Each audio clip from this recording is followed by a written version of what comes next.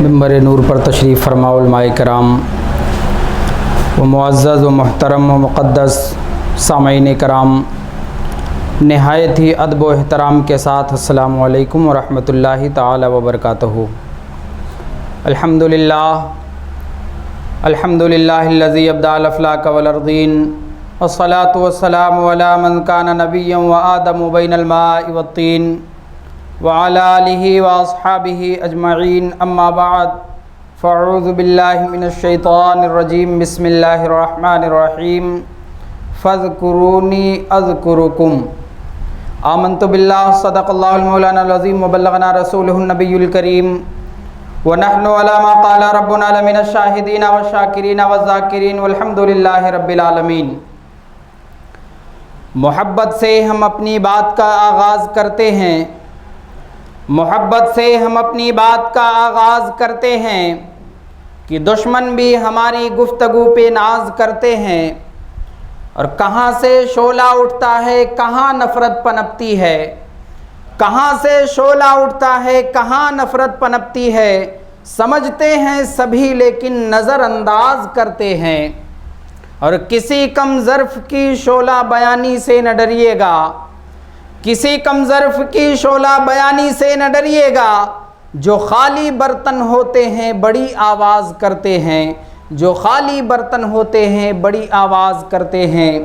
آئیے ہم اور آپ عقیدت و محبت کے ساتھ اپنی اور ثانی کائنات کے مرکز عقیدت گنبد خضرا میں آرام فرمانے والے سرکار ہادی سبل ختم رسل مولائے کل مکی سردار مدنی تاجدار دونوں عالم کے مالک و مختار نائب پروردگار تاجدار عرب و عجم فخر آدم و بنی آدم صلی اللہ تعالی علیہ وسلم کی بارگاہ گوہر بار میں ہدیہ درود و سلام کا نذرانہ پیش کرے اور پڑھے بآواز بلند اللہم صلی علی سیدنا و نبینا مولانا محمد معدن الجود والکرم وعلی آلہ بارک وسلم، صلو علیہ صلاۃ و سلام علیکہ سیدی یا رسول اللہ وسلم علیکہ یا حبیب اللہ صلی اللہ تعالی علیہ وسلم۔ اللہ کے رسول صلی اللہ تعالی علیہ وسلم حدیث مبارکہ میں ارشاد فرماتے ہیں، زینوا مجالسکم بالصلاۃ علیہ۔ اے لوگو، تم اپنی مجلسوں میں، تم اپنی محفلوں میں، تم اپنی تقریبوں میں مجھ پر درود پاک پڑھ کر اپنی محفلوں کو مزین کیا کرو، مجھ پر درود پاک پڑھ کر اپنی محفلوں کو زینت بخشا کرو۔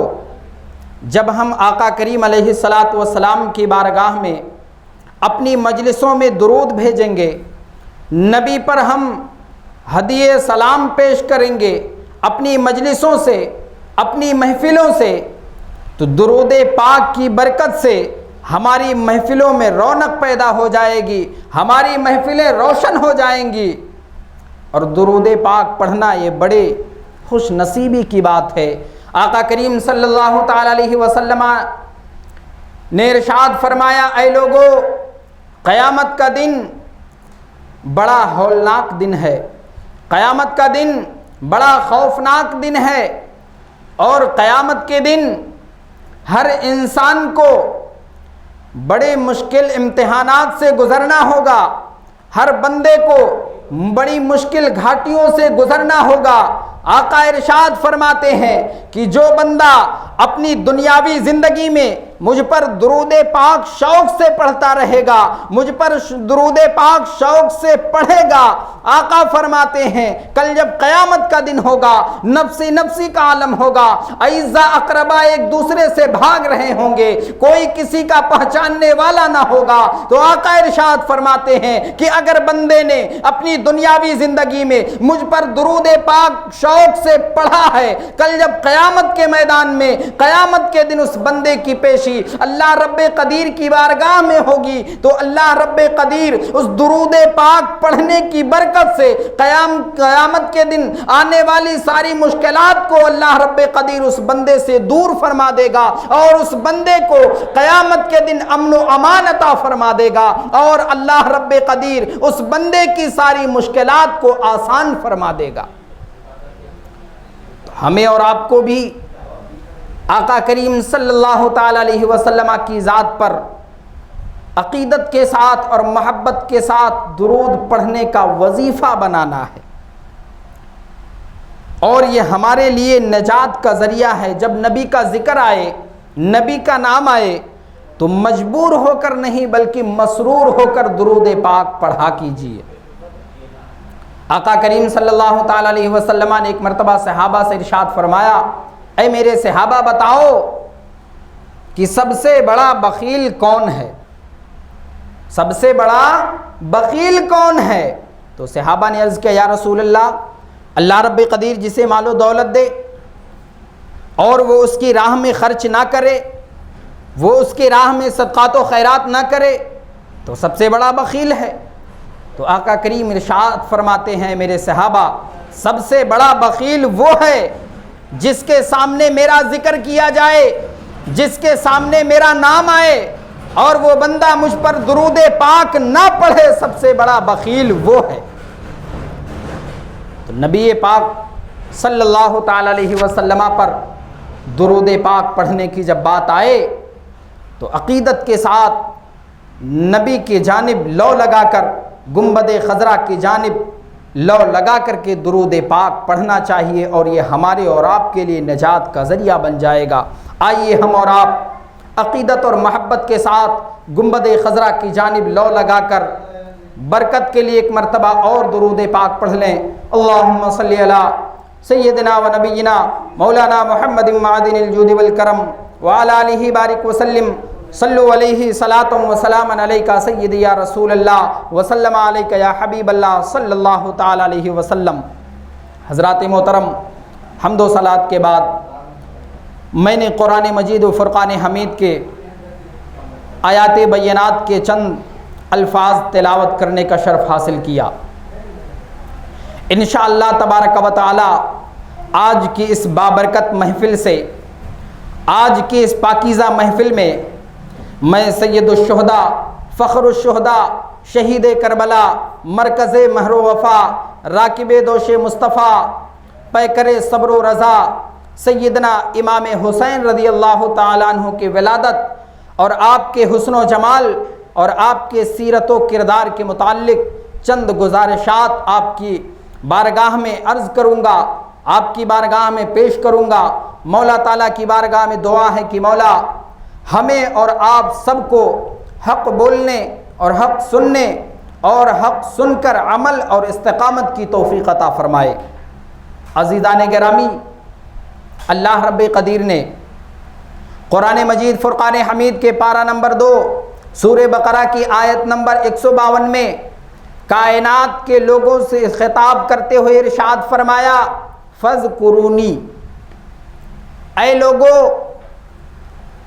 اے انسان، اے میرے محبوب کے غلام، فَاذْكُرُونِی، تم میرا ذکر کرو، تم مجھے یاد کرو، تم میری شان کے قصیدے پڑھو، تم میری عظمت بیان کرو، اذکرکم، میں تمہارا چرچا کروں گا، میں تمہاری عظمت کے جھنڈے بلند کروں گا، میں قیامت تک کے تمہاری شہرت کا ڈنکا بجاؤں گا۔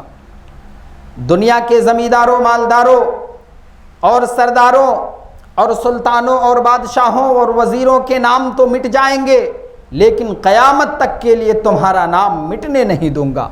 عزیزان گرامی، قرآن مجید فرقان حمید کے ان الفاظ سے پتہ چلا کہ جو بندہ اپنی دنیاوی زندگی میں اللہ رب قدیر کا ذکر کرتا ہے، اپنی زبان کو اپنے معبود کے ذکر میں تر رکھتا ہے، اپنے معبود کی حمد و ثنا بیان کرتا ہے، اپنے رب کی تعریف و توصیف بیان کرتا ہے، تسبیح و تہلیل کرتا ہے، وہ قیامت تک کے لیے مٹ نہیں سکتا ہے، وہ قیامت تک کے لیے ختم نہیں ہو سکتا ہے۔ آپ اندازہ لگا لیں، آپ دیکھ لیں کہ آج سید الشہداء سیدنا امام حسین رضی اللہ تعالیٰ عنہ کو شہادت کا جام نوش کیے ہوئے 14 صدیاں بیت گئی، 1400 سال کا عرصہ گزر گیا۔ امام علی مقام نے کرب و بلا کے میدان میں شہادت کا جام نوش کیا، لیکن آج بھی دنیا میں حسین کا نام چل رہا ہے، حسین کا ذکر ہو رہا ہے، حسین کے تذکرے کیے جا رہے ہیں۔ اور کیوں نہ ہو، آقا حسین کے ذکر کو اللہ رب قدیر نے بلند کیا، امام حسین کے ذکر کو اللہ رب قدیر نے اونچا کیا ہے، اور جس کے ذکر کو رب اونچا کر دے، جسے رب اونچا کر دے، اسے قیامت تک کوئی نیچا نہیں کر سکتا، کوئی گھٹا نہیں سکتا، نہ کوئی مٹا سکتا۔ آج 1400 سال کا عرصہ گزر گیا، کرب و بلا کے میدان میں امام علی مقام اور یزید کے درمیان حق و باطل کی جنگ ہوئی۔ کرب و بلا کے میدان میں بظاہر شکست امام حسین کو ہوئی، یزید کو نصرت ملی، یزیدیوں کو فتح ملی، لیکن اس کے باوجود بھی دنیا میں آج یزید کا نام لینے والا کوئی نہیں ہے، یزید کا چرچا کرنے والا کوئی نہیں، یزید کی فاتحہ دلانے والا کوئی نہیں، یزید کے قصیدے پڑھنے والا کوئی نہیں، یزید کا ختم دلانے والا کوئی نہیں۔ لیکن قربان جاؤ سیدہ کے لال پر، قربان جاؤ خاتون جنت کے نور نظر کی عظمت پر، امام الانبیاء کے نواسے کی شان پر قربان جاؤ۔ حسین کا نام کل بھی دنیا میں چل رہا تھا اور آج بھی چل رہا ہے، حسین کا ذکر کل بھی ہو رہا تھا اور آج بھی ہو رہا ہے، اور صبح قیامت تک ذکر حسین ہوتا رہے گا۔ چمن ہے دین پیمبر تو حسین مالی ہے، چمن ہے دین پیمبر تو حسین مالی ہے، حسب بھی عالی ہے اور نسب بھی عالی ہے۔ اور یہ کرامت ہے یقیناً شہید اعظم کی، یہ کرامت ہے یقیناً شہید اعظم کی۔ حسین نام کروڑوں ہیں اور یزید خالی ہے، حسین نام کروڑوں ہیں اور یزید خالی ہے۔ عزیزان گرامی، آپ حضرات اپنے ماتھے کی نگاہوں سے مشاہدہ کرتے ہیں، اپنے ماتھے کی نگاہوں سے دیکھتے ہیں کہ ہر سال جب محرم کا مہینہ آتا ہے، ہر سال محرم کا چاند جب نظر آتا ہے، تو ہر گلی، ہر کوچے، ہر محلے میں امام حسین کی نیاز دلائی جاتی ہے، امام حسین کی فاتحہ دلائی جاتی ہے، جگہ جگہ امام حسین کی محفلیں سجتی ہیں، امام حسین کے نام کی سبیلیں لگائی جاتی ہے، امام حسین کے نام پر لنگر لٹایا جاتا ہے، امام حسین کی جگہ جگہ پر فاتحہ خوانی ہوتی ہے، قرآن خوانی ہوتی ہے۔ آخر کیوں؟ آج اس دنیا میں یزید کا نام لیوا کوئی نہیں، نہ تو یزید کی قرآن خوانی، نہ یزید کی فاتحہ، نہ یزید کے قصیدے پڑھے جا رہے ہیں۔ آخر ایسا کیوں؟ وجہ یہ ہے قتل حسین اصل میں مرگ یزید ہے، قتل حسین اصل میں مرگ یزید ہے۔ اسلام زندہ ہوتا ہے ہر کربلا کے بعد۔ آج ہر گلی، ہر محلے میں جگہ جگہ امام حسین کی فاتحہ ہو رہی ہے، امام حسین کے تذکرے کیے جا رہے ہیں، امام علی مقام کے نام کی سبیلیں لگائی جا رہی ہے، امام حسین کے نام پر لنگر لٹایا جا رہا ہے، لیکن یزید کا نام لیوا آج اس دنیا میں کوئی نہیں۔ آخر کیوں؟ کیونکہ امام حسین کے ذکر کو اللہ نے بلند کیا، امام علی مقام کے ذکر کو اللہ نے اونچا کیا، اور جس کے ذکر اور مرتبے اور مقام کو رب بلند کر دے، اسے نہ کوئی گھٹا سکا ہے اور نہ کوئی گھٹا پائے گا، بلکہ اسے مٹانے والے، اسے گھٹانے والے خود ہی مٹ جائیں گے۔ آپ خود ہی دیکھ لیں، آج دنیا میں نہ جانے کتنی جماعتیں نکلی، کیڑے مکوڑے کی طرح، نہ جانے کیسے کیسے فرقے پیدا ہوئے، جو آج نام حسین کو مٹانا چاہا، ذکر حسین کو ختم کرنا چاہا کہ امام حسین کا ذکر دنیا سے مٹ جائے، امام حسین کا ذکر دنیا سے ختم ہو جائے، امام حسین کا نام دنیا سے مٹ جائے۔ لیکن قربان جاؤ حسین کی عظمت پر، آج تک حسین کا نام نہ مٹا ہے نہ مٹے گا۔ حسین کا نام کل بھی تھا، حسین کا نام آج بھی ہے، اور حسین کا نام کل بھی رہے گا۔ حسین کا ذکر کل بھی ہو رہا تھا، آج بھی ہو رہا ہے، اور صبح قیامت تک حسین کا ذکر ہوتا رہے گا۔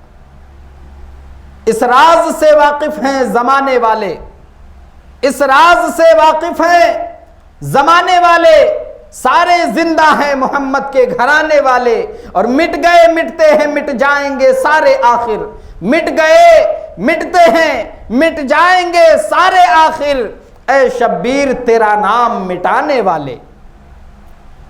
امام حسین کے نام کو جس نے بھی مٹانا چاہا دنیا سے خود مٹ گیا، لیکن حسین کا نام آج بھی چل رہا ہے، اور کل بھی چل رہا تھا، اور صبح قیامت تک چلتا رہے گا۔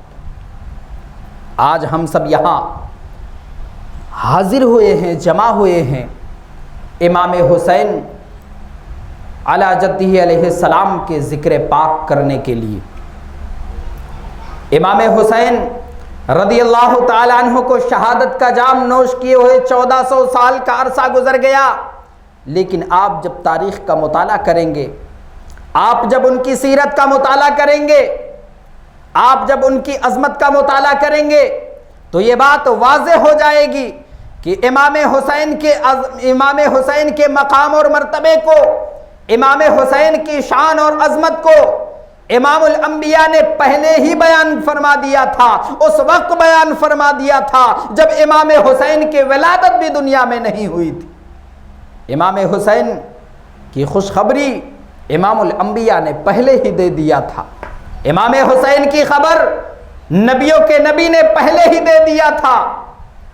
کتابوں میں آیا ہے کہ ایک مرتبہ امام الانبیاء صلی اللہ تعالی علیہ وسلم اپنے غلاموں کو صبح کی نماز پڑھا رہے تھے۔ امام علی مقام کی بشارت، امام حسین کی خبر جو امام الانبیاء نے پہلے دیا، ان کی ولادت سے پہلے ہی بتا دیا، اور کیسے بتایا، کس طرح بتایا، آؤ دیکھو۔ امام الانبیاء اپنے غلاموں کو صبح کی نماز پڑھا رہے تھے، اور نماز پڑھانے کے بعد امام الانبیاء کا یہ دستور تھا کہ جب نماز سے فارغ ہو جاتے تو اپنا چہرے مبارک صحابہ کرام کی جانب پھیر لیا کرتے تھے، چہرے والضحیٰ صحابہ کی جانب کر لیا کرتے تھے، اور صحابہ کو دین کی باتیں بتایا کرتے تھے، صحابہ کو دین سکھایا کرتے تھے، اور صحابہ نبی آخر الزماں سے دین سیکھا کرتے تھے۔ امام الانبیاء نے صبح کی جماعت کرائی اپنے غلاموں کو، جماعت کرانے کے بعد امام الانبیاء نے چہرے والضحیٰ کو صحابہ کی جانب پھیر لیا، صحابہ کی جانب کر لیا۔ ابھی نبی نے دعا نہیں مانگی تھی، امام الانبیاء نے دعا نہیں کیا تھا، اتنے میں آقا کریم صلی اللہ تعالی علیہ وسلم کی چچی حضرت ام الفضل رضی اللہ تعالی عنہ بارگاہ رسالت میں حاضر آئی۔ چہرے پر پریشانی کا عالم طاری ہے، چہرہ مغموم ہے، بارگاہ رسالت میں حاضر آئی۔ امام الانبیاء نے جب دیکھا، اور امام الانبیاء اپنی چچی ام الفضل سے بڑی محبت کیا کرتے تھے، بڑا پیار کیا کرتے تھے۔ امام الانبیاء اپنی چچی ام الفضل کی گود میں اپنے سر مبارک کو رکھ کر آرام فرمایا کرتے تھے۔ سر مبارک کو رکھ کر امام الانبیاء اپنی چچی ام الفضل کی گود میں آرام فرمایا کرتے تھے۔ اللہ رب قدیر آج ہمارے اور آپ پر کرم فرمائے تو ہماری گود میں قرآن آتا ہے، ہم قرآن کو اپنی گود میں اٹھاتے ہیں، لیکن قربان جاؤ ام الفضل کی عظمت پر، قربان جاؤ ام الفضل کی گود پر کہ امام قرآن والا سر رکھ کر آرام فرمایا کرتا تھا۔ امام الانبیاء اپنی چچی سے بڑی محبت کیا کرتے تھے۔ تو بارگاہ رسالت میں حضرت ام الفضل حاضر آئی، چہرہ مغموم ہے، پریشانی کے عالم میں حاضر آئی۔ امام الانبیاء نے جب دیکھا تو ارشاد فرمایا، ماں پریشان کیوں ہو؟ بات کیا ہے؟ تمہارا چہرہ مغموم کیوں ہے؟ تو ام الفضل رضی اللہ تعالی عنہ کہتی ہیں، یا رسول اللہ، میں نے رات کو ایک خواب دیکھا ہے، میں نے آج رات کو بڑا بھیانک خواب دیکھا ہے، بڑا خطرناک خواب دیکھا ہے یا رسول اللہ، جب سے میں نے اس خواب کو دیکھا ہے جب سے میں پریشان ہوں، مجھ پر پریشانی طاری ہے یا رسول اللہ، میں بڑی مغموم ہوں، مجھ پر غم طاری ہے۔ امام الانبیاء ارشاد فرماتے ہیں چچی کیا خواب دیکھا؟ آپ نے کیا دیکھا خواب میں؟ تو آپ کی چچی کہتی ہیں یا رسول اللہ میں وہ خواب بیان کرتے ہوئے ڈرتی ہوں، یا رسول اللہ میں اس خواب کو بیان کرتے ہوئے کانپتی ہوں، کہیں ایسا نہ ہو کہ اس خواب کو سن کر آپ بھی مغموم ہو جائیں، یا رسول اللہ میں خواب بیان کرنے سے ڈرتی ہوں۔ تو امام الانبیاء نے بڑا پیارا جملہ ارشاد فرمایا، بڑی پیاری بات ارشاد فرمائی۔ غیبداں نبی ارشاد فرماتے ہیں چچی تم بے فکر ہو کر اپنا خواب بیان کرو، خواب جانے اور نبی جانے، تم اپنا خواب بے فکر ہو کر بیان کرو۔ امام الانبیاء کی چچی ام الفضل کہتی ہیں یا رسول اللہ جب رات کو میں عشاء پڑھ کر اپنے بستر پر سوئی تو میں نے خواب دیکھا کہ آپ کے جسم پاک کا ایک ٹکڑا آپ کے جسم سے کٹ کر میری گود میں آیا ہے، آپ کے جسم پاک کا ایک ٹکڑا آپ کے جسم سے کٹ کر میری گود میں آیا ہے، یا رسول اللہ میں کاٹنے والے کو نہیں جانتی، میں لانے والے کو نہیں جانتی، میں اپنی گود میں رکھنے والے کو نہیں جانتی، یا رسول اللہ یہ میرا خواب ہے جو رات کو میں نے دیکھا، جب سے میں نے اس خواب کو دیکھا ہے میں بڑی پریشان ہوں، میں بڑی مغموم ہوں، یا رسول اللہ یہ بڑا بھیانک خواب میں نے دیکھا۔ جب آپ کی چچی ام الفضل نے یہ خواب بیان کیا تو امام الانبیاء کے چہرے پر تبسم پھیل گیا، چہرے والضحیٰ پھول کی طرح کھلنے لگا، امام الانبیاء مسکرانے لگے۔ تو آپ کی چچی کہتی ہیں یا رسول اللہ میں پریشان ہوں آپ مسکرا رہے ہیں، میں مغموم ہوں آپ تبسم فرما رہے ہیں۔ امام الانبیاء ارشاد فرماتے ہیں چچی جب جو خواب تم نے دیکھا ہے اگر اس کی تعبیر جب تم سنو گے تو تمہارا چہرہ بھی خوشی سے جھوم اٹھے گا، تم بھی خوشی میں جھوم جاؤ گی۔ جو خواب تم نے دیکھا ہے اس کی تعبیر جب تم سنو گے تو تم بھی خوشی میں جھوم جاؤ گے۔ تو امام الانبیاء کی چچی کہتی ہیں یا رسول اللہ مجھے اس خواب کی تعبیر بتایا جائے، مجھے اس خواب کی تعبیر بتائی جائے تاکہ مجھے بھی اطمینان ہو جائے، میں بھی مطمئن ہو جاؤں کہ اس کی تعبیر کیا ہے۔ تو امام الانبیاء ارشاد فرماتے ہیں چچی جو تم نے خواب دیکھا ہے اس خواب کی تعبیر یہ ہے کہ عنقریب اللہ رب قدیر نے اگر چاہا تو میری بیٹی فاطمہ کے گھر لڑکا پیدا ہوگا، پیدا فاطمہ کے گھر ہوگا لیکن پرورش تمہاری گود میں پائے گا، پیدا فاطمہ کے گھر میں ہوگا لیکن پلے گا تمہاری گود میں۔ اس خواب کی تعبیر ہے۔ جب ام الفضل رضی اللہ تعالی عنہا نے خواب کی اس تعبیر کو سنا تو مطمئن ہو گئی اور خوش ہو گئی اور یہ یقین کر لیا کہ اللہ رب قدیر کے رسول نے اگر ارشاد فرمایا ہے تو پکا فاطمہ کو لڑکا ہوگا، کیونکہ یار کے زبان سے بات جو نکل چکی ہے، کائنات بدل سکتی ہے، زمین و آسمان بدل سکتے ہیں، ہوا اپنا رخ پھیر سکتی ہے، چاند و سورج بدل سکتے ہیں، لیکن ختم نبوت کی زبان ترجمان سے نکلی ہوئی بات کبھی تبدیل نہیں ہو سکتی۔ اگر امام الانبیاء نے ارشاد فرمایا ہے تو یقیناً فاطمہ کے گھر لڑکا پیدا ہوگا، اور ایسا ہی ہوا، نبی نے جو بتایا ویسا ہی ہوا۔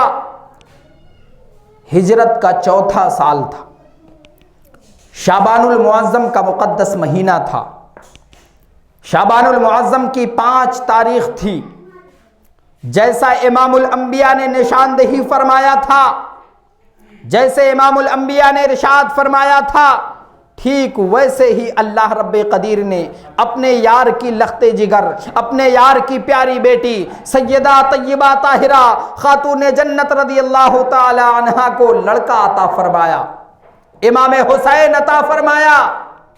امام حسین کی ولادت 5 شعبان المعظم کو ہوئی۔ امام الانبیاء نے امام حسین کی ولادت کی خوشخبری، امام حسین کی بشارت بہت پہلے دے دیا تھا۔ امام حسین دنیا میں تشریف نہیں لائے تھے، اس سے پہلے ہی دے دیا تھا۔ امام الانبیاء نے امام حسین کے آنے کی بشارت پہلے ہی دے دیا تھا۔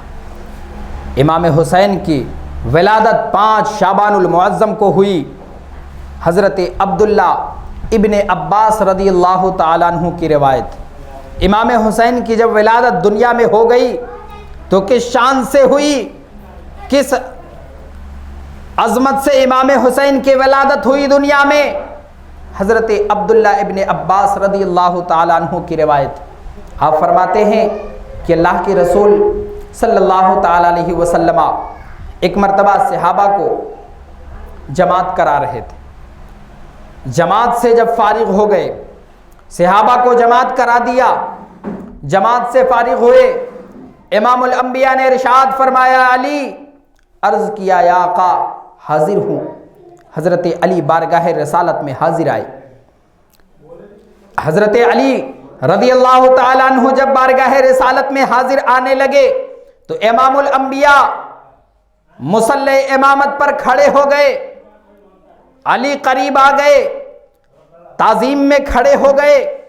امام الانبیاء جب تشریف لائے، حضرت علی جب بارگاہ رسالت میں آ گئے، نبی محترم صلی اللہ تعالیٰ علیہ وسلم کے قریب آئے، نبی جب کھڑے ہو گئے تو تعظیم کے لیے، احترام کے لیے سارے صحابہ بھی کھڑے ہو گئے۔ حضرت علی جب بارگاہ رسالت میں آ گئے، امام الانبیاء کے قریب آ گئے تو امام الانبیاء نے حضرت علی کے ہاتھ کو پکڑا اور مسجد نبوی سے بن بتائے نکل گئے۔ حضرت علی کے ہاتھ کو امام الانبیاء نے پکڑا، کسی صحابہ سے کچھ نہیں بتایا، کسی سے کچھ نہیں کہا، حضرت علی کے ہاتھ کو پکڑا، مسجد نبوی سے باہر نکل گئے۔ اب سارے صحابہ پریشان، سارے صحابہ حیران کہ آخر اللہ کے رسول کہاں تشریف لے جا رہے ہیں، نبی آخر الزماں کدھر جا رہے ہیں، بن بتائے، بغیر بتائے کدھر تشریف لے جا رہے ہیں۔ امام الانبیاء نے کسی سے کچھ نہیں بتایا، علی کے ہاتھ کو پکڑا، مسجد نبوی سے باہر نکلے۔ علی سے نہیں بتانا کہ جانا کدھر ہے، علی نے بھی نہیں پوچھا کہ کدھر جانا ہے۔ اب نبی آگے آگے، علی پیچھے پیچھے، نبیوں کا امام، رسولوں کا امام آگے آگے اور ولیوں کا امام پیچھے پیچھے، پیر آگے جا رہا ہے، مرید پیچھے جا رہا ہے۔ نہ تو علی نے پوچھا کہ کدھر جانا ہے، نہ تو نبی نے بتایا کہ کدھر جانا ہے۔ جدھر مصطفیٰ جان رحمت جا رہے ہیں، پیچھے پیچھے علی بھی چلے جا رہے ہیں۔ چلتے چلتے حضرت علی کا گھر آیا، حضرت علی کا مکان آیا۔ جب حضرت علی کے دروازے پر امام الانبیاء پہنچے تو ٹھہر گئے، امام الانبیاء رک گئے اور ارشاد فرمایا کہ علی میں تمہارے گھر جا رہا ہوں۔ ارشاد فرمایا علی میں تمہارے گھر جا رہا ہوں اور تم باہر دروازے پر کھڑے رہو۔ امام الانبیاء نے فرمایا علی میں تمہارے گھر جا رہا ہوں اور تم باہر کھڑے رہو، لیکن خیال رکھنا کہ میری اجازت کے بغیر کسی کو اندر نہ آنے دینا۔ حضرت علی نے عرض کیا یا رسول اللہ حکم کی تعمیل کی جائے گی، لیکن اگر ناراض نہ ہو تو میں وجہ پوچھ سکتا ہوں، میں وجہ جان سکتا ہوں۔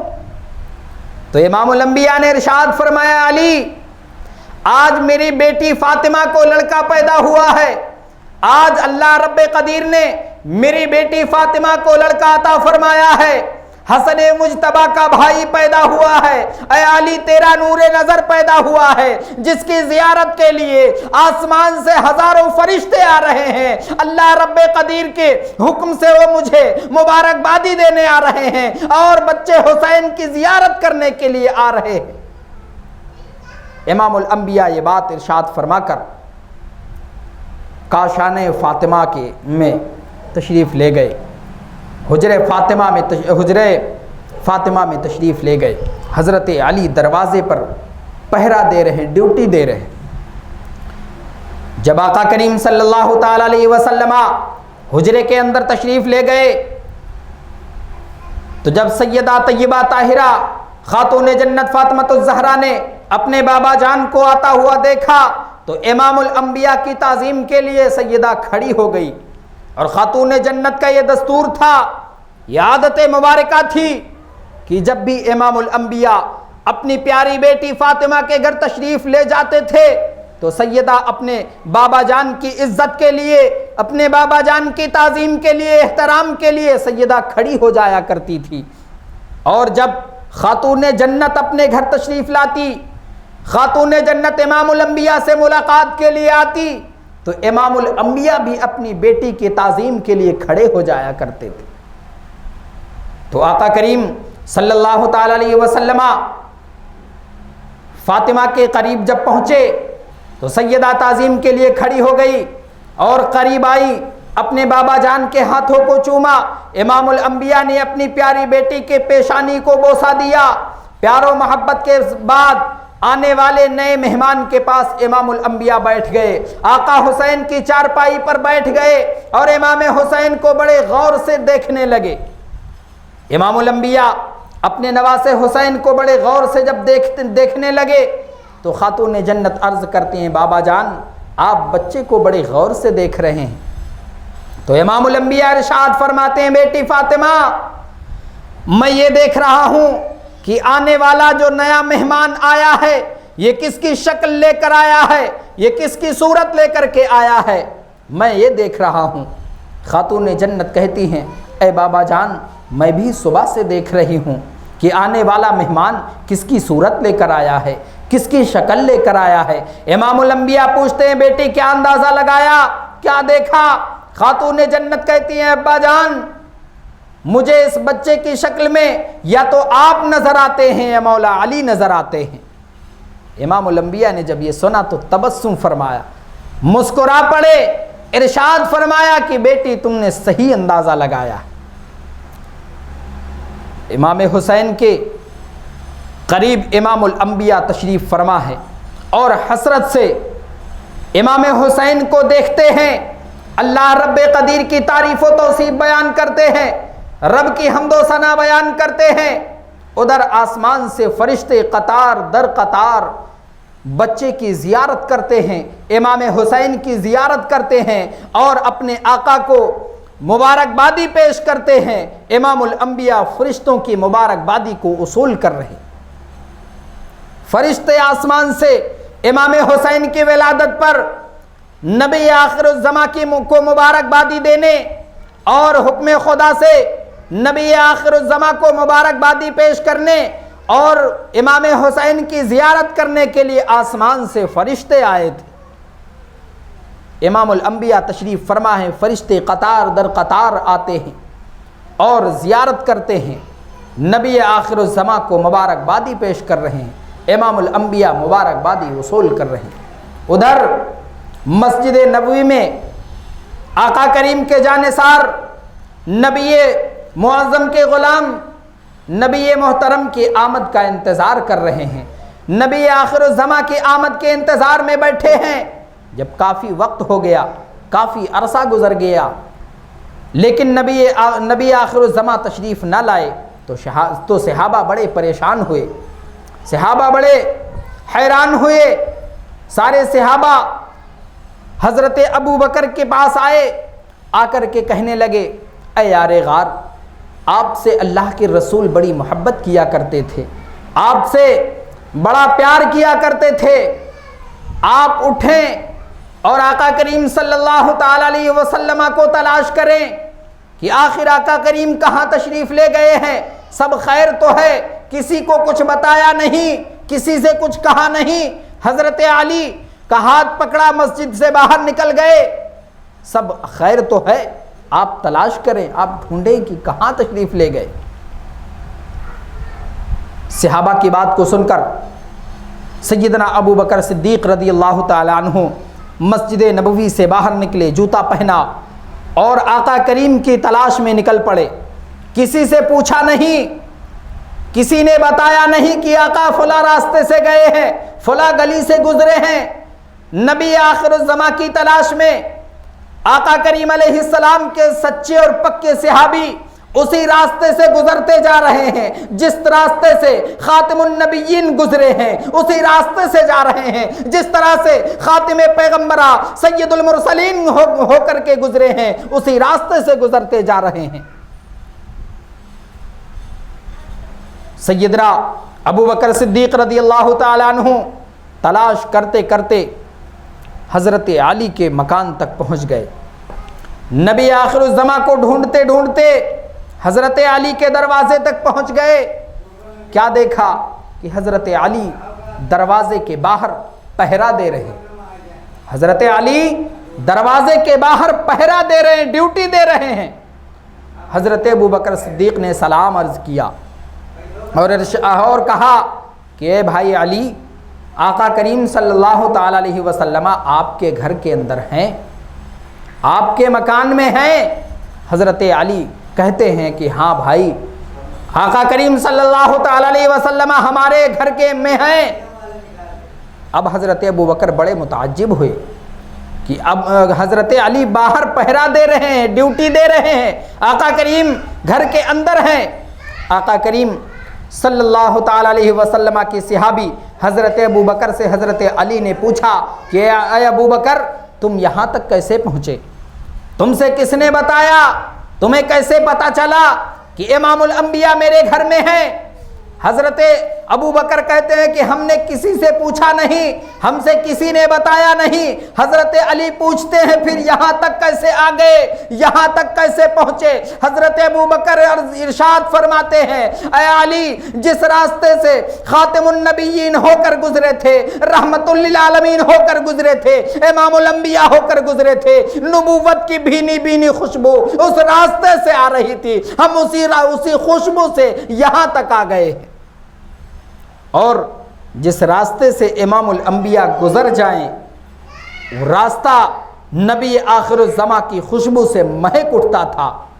سرکار اعلیٰ حضرت فرماتے ہیں، ان کی مہک نے دل کے غنچے کھلا دیے ہیں، جس راہ چل گئے ہیں کوچے بسا دیے۔ حضرت ابو بکر حضرت علی سے کہتے ہیں کہ بھائی علی، اگر اجازت ہو تو میں گھر کے اندر جا کر نبی آخر الزماں کی زیارت کر لوں، ہدیہ درود و سلام پیش کر دوں۔ تو حضرت علی کہتے ہیں کہ بھائی ابو بکر، مجھے تو کوئی اعتراض نہیں، مجھے کوئی اعتراض نہیں، لیکن جانے سے پہلے اللہ کے رسول مجھے منع فرما کر کے گئے ہیں، مجھ سے فرما کر کے گئے ہیں کہ میری اجازت کے بغیر کسی کو اندر نہ آنے دینا۔ حضرت ابو بکر پوچھتے ہیں، بھائی علی کیا بات ہے، وجہ کیا ہے؟ حضرت علی کہتے ہیں کہ آج اللہ رب قدیر نے مجھے لڑکا عطا فرمایا ہے، حسن کا بھائی پیدا ہوا ہے، میرے گھر لڑکا پیدا ہوا ہے، جس کی زیارت کرنے کے لیے اور آقا کریم صلی اللہ تعالیٰ علیہ وسلم کو مبارکباد پیش کرنے کے لیے آسمان سے فرشتے آ رہے ہیں، اسی لیے اللہ کے رسول منع کر کے گئے ہیں کہ میری اجازت کے بغیر کسی کو اندر نہ آنے دینا۔ حضرت ابو بکر بیٹھ گئے، حضرت علی سے باتیں کرنے لگے۔ ادھر مسجد نبوی سے پھر حضرت عمر نکلے، حضرت عثمان نکلے، حضرت طلحہ نکلے، حضرت بلال نکلے، یکے بعد دیگر جتنے صحابہ تھے آقا کریم علیہ السلام کو تلاش کرتے کرتے، آقا کریم علیہ السلام کو ڈھونڈتے ڈھونڈتے سب حضرت علی کے مکان تک آ گئے، سب حضرت علی کے گھر تک آ گئے اور سب حضرت علی کے دروازے کے باہر بیٹھ گئے، رحمت للعالمین کے انتظار میں، آقا کریم کے انتظار میں حضرت علی کے دروازے کے باہر سارے صحابہ بیٹھے ہوئے۔ قربان جاؤ علی کے مکان پر، قربان جاؤ علی کے آستانے پر، کہ جو بھی زیارت کے لیے آیا بیٹھا۔ امام الانبیاء تشریف لائے، بیٹھے اندر، فرشتے زیارت کے لیے آئے، اندر بیٹھے، اور صحابہ گھر کے باہر بیٹھے ہیں۔ کیا شان ہوگی علی کے آستانے کی، کیا شان ہوگی علی کے گھر کی۔ کچھ وقت گزرا، صحابہ سب انتظار میں ہیں. کچھ عرصہ گزرا تو حضرت علی کے گھر کا دروازہ کھلا. امام الانبیاء باہر تشریف لائے. صحابہ کرام نے بارگاہ رسالت میں ہدیہ درود و سلام پیش کیا. آقا کریم صلی اللہ تعالی علیہ وسلم نے سارے صحابہ کو جواب عنایت فرمایا. سارے صحابہ نے مبارکبادی پیش کی. امام الانبیاء نے سب کو دعاؤں سے نوازا. حضرت ابو بکر نے عرض کیا یا رسول اللہ آپ کا نواسا کتنا خوش قسمت ہے, کتنا مرتبے والا آپ کا نواسا ہے, آنے والا مہمان کتنی عظمت والا ہے, کتنے بلند مقام والا ہے, جس کی زیارت کے لیے مبارکبادی دینے کے لیے آسمان سے اللہ رب قدیر کے نوری فرشتے 4,24,000 کی تعداد میں آئے. یہ حضرت ابو بکر نے آقا کریم سے کہا کہ 4,24,000 فرشتے حسین کی زیارت کے لیے آپ کو مبارکباد دینے کے لیے آئے. تو امام الانبیاء نے ارشاد فرمایا کہ ابو بکر تمہیں کیسے پتا چلا, تمہیں کیسے معلوم کہ 4,24,000 فرشتے ہی آئے ہیں زیارت کے لیے, مبارکبادی دینے کے لیے؟ تو حضرت ابو بکر عرض کرتے ہیں آقا مجھے بھائی علی نے بتایا.